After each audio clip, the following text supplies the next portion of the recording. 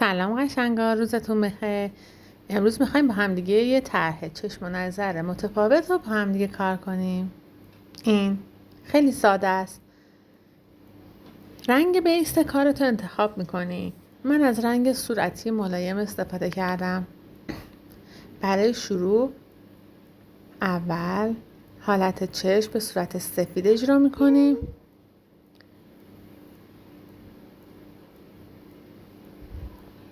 مشخصه توی کار سلیقه‌ایه، هر قسمتی که میخواین. من 4 تا میخوام روی این زمینه اجرا کنم. هر تعدادی که دوست دارین و به هر اندازه‌ای که دوست دارین میتونین روی پالتتون اجرا کنین. یه پرانتزی از سمت بالا، یه پرانتزی از سمت پایین و داخلش رو با رنگ سفید پر میکنیم.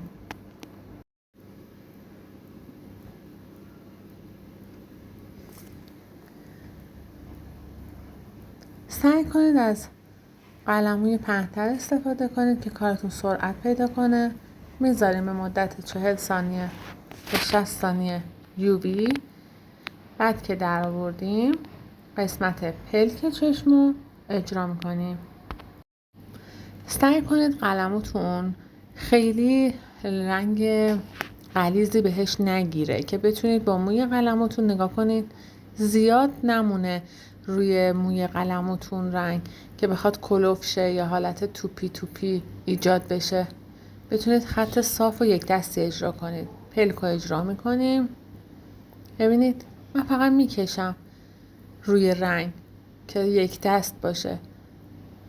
قلمبگی و برجستگی روی موی قلموم ایجاد نشه.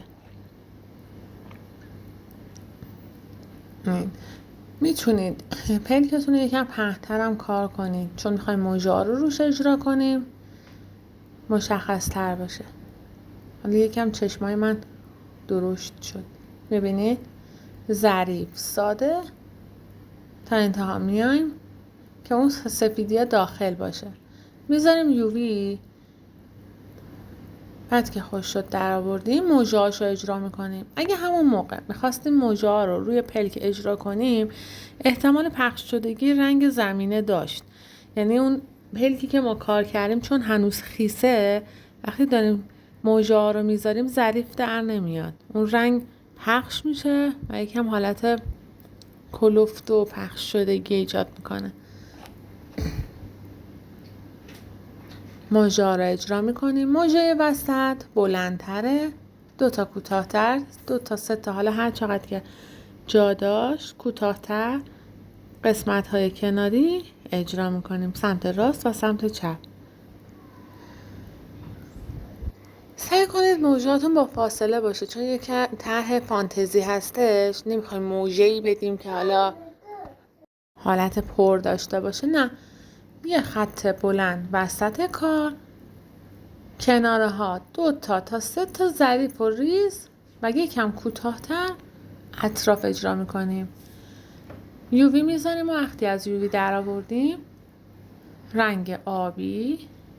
من یکم بیسم کنار کارم همیشه میذارم برای اینکه رنگای کاستری یکم غلیظ‌تر هستن بتونم اون رو یکم رقیقش کنم.